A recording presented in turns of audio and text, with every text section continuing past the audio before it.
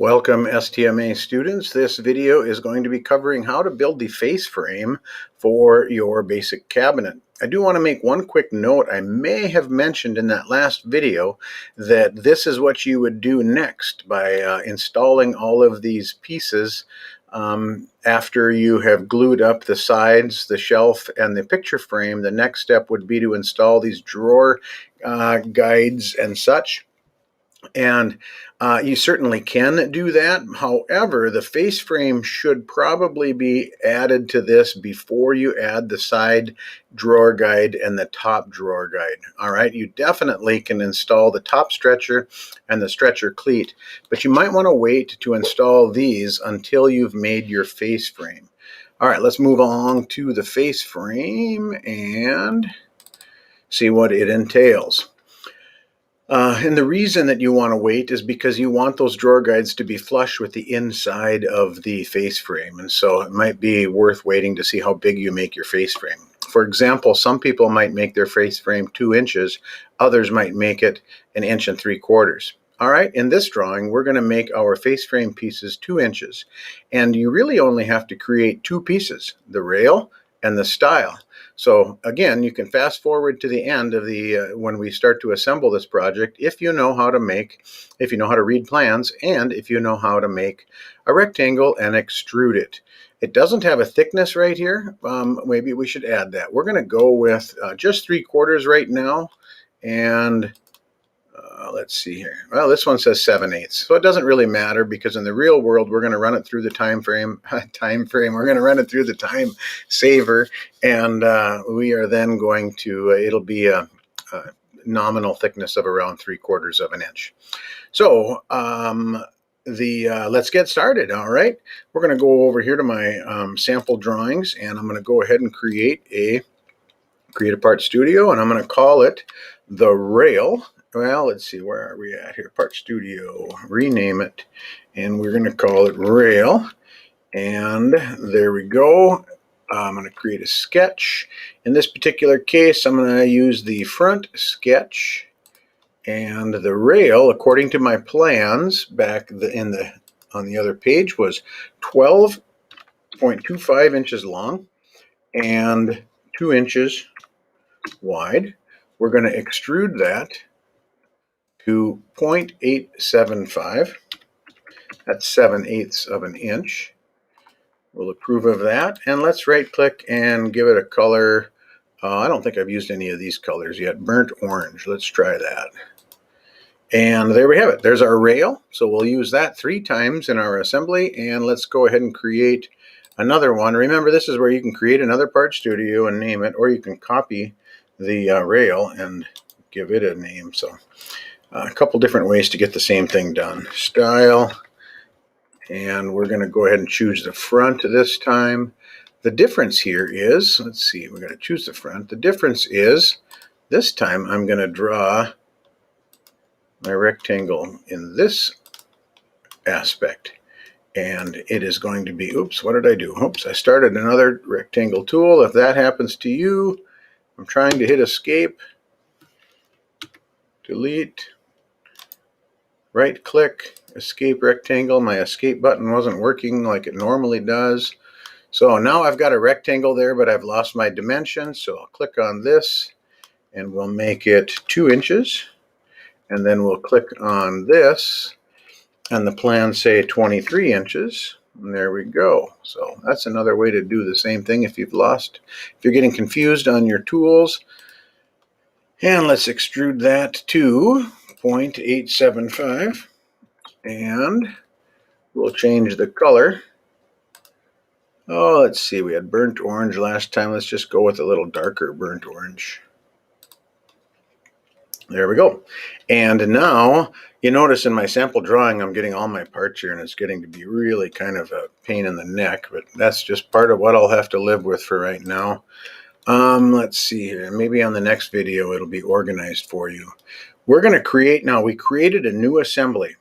All right. We did not go back to our sample assembly, and we went with just simply a new assembly to build our face frame. All right, so here's our rail. We're going to need 3 rails. 1, 2, 3.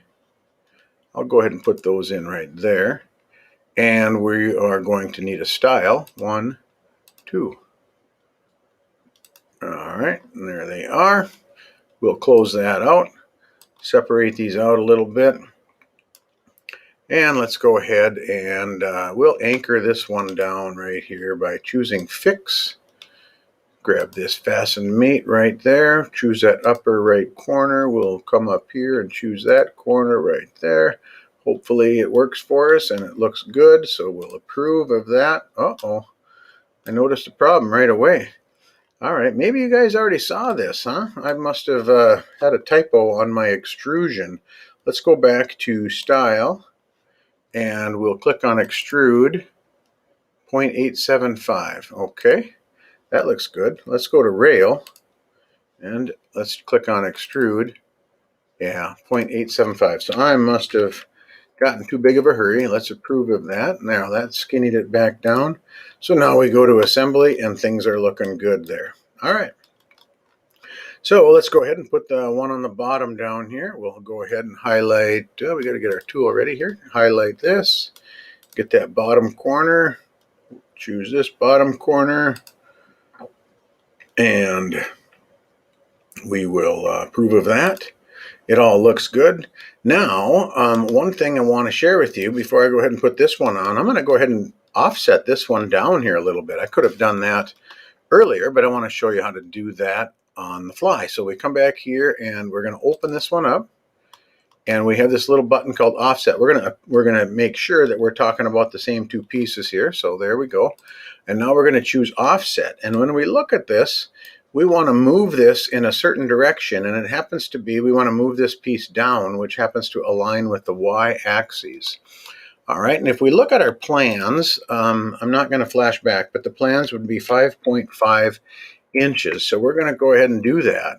And I'm glad this happened because it went the wrong way. And so now when we fix it, we're going to put a negative 5.5 and hit enter, and it went the correct way. So we're going to approve of that.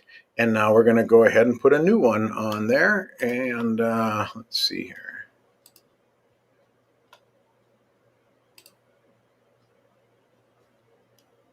And there we go. All right. So now we have our pieces there. And we just have this last one to put on, and we are done with our face frame. Let's go ahead and choose the tool. We'll choose that corner. We'll go ahead and up here and we'll hit that corner, and there we are. We're done. All right. Okay, there you have it. There's our face frame. Close out, and now we're going to rename this so we know what it is, and we're going to call that the face frame, and there we go. All right, let's go back to, I have my sample assembly right here, and let's bring that face frame in. All right, we're going to go ahead and arrange this so we can see the front, and we're going to go to Insert, and we're going to choose Assemblies, and we should see our face frame. It's this one right here because it's generating a preview for me, so it's taking a little bit of time, so we'll click on that, and we'll go ahead and put that in here. Now there's going to be something I want to share with you about face frames in general that I want you to get used to. All right, so face frames, this project has a whole bunch of ugly edges right here because it's plywood, and plywood is made up of layers of wood, while this is a nice veneer oak, and it's beautiful on this side. But these guys right here are all ugly, and the purpose of a face frame is to cover up those ugly edges. So let's go ahead and install that, and I'm going to use this piece right here, the middle piece right there, right on the edge.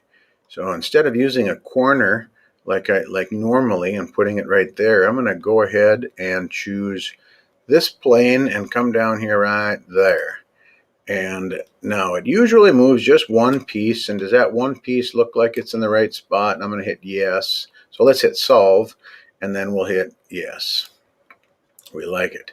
Okay, and the math works out now that this face frame is flush and even with the picture frame right in here. And so that looks good. The other thing that I want to point out with you about face frames is that if you look, there is a little tiny overlap right there. All right, a little tiny overlap. I believe that is 1/8 of an inch in our drawing. And in the real world, it might be 1/8 of an inch, it might be 1/16 of an inch. But the point of this is to make your face frame a little bit bigger than your cabinet. And the reason for that is you want to guarantee that you've covered up that ugly edge that is on our side, that piece of plywood. So we want to make sure that's covered up. A lot of times I see students try to be exact and they end up making their pieces, their face frame too small. And then it doesn't fit. And now you can see a little ugly edge of that. And so they usually get marked down grades on that. Now the key to that is making your rail the right length. All right, mathematically, this cabinet right here was, oh, what is it? Let's get out of here. And mathematically, this cabinet is 16 inches wide. All right. And so mathematically, if this is 2 inch, if the face frame is 2 inches, then that's 2 inches and that's 2 inches. You might think, oh, this is 12 inches. Yes, mathematically, that's the way it works. But in the real world, we want to make it a little bit bigger. So we added 1/4 of an inch here. We made that 12.25. All right, so that gave us that little extra overlap to ensure that we covered up our edges. Now, you can choose to leave that little overhang right there on a standalone cabinet like this, a cabinet that is going to be maybe next to a bed. You just go right ahead and leave that right there and no worries. Or you can also choose to use what's called the flush trim router bit and clean that little bit off on each side and it'll be perfectly flush. Okay, so we can fix that little overhang if we need to, but that's it, folks. That's drawing your face frame and attaching it to your project. All right, you see now how these little drawer guides fit in here? That's where it might be a good idea to wait to install those drawer guides after your face frame is installed so you know exactly what size they should be. Okay, all right, ladies and gentlemen, that is the installing the face frame.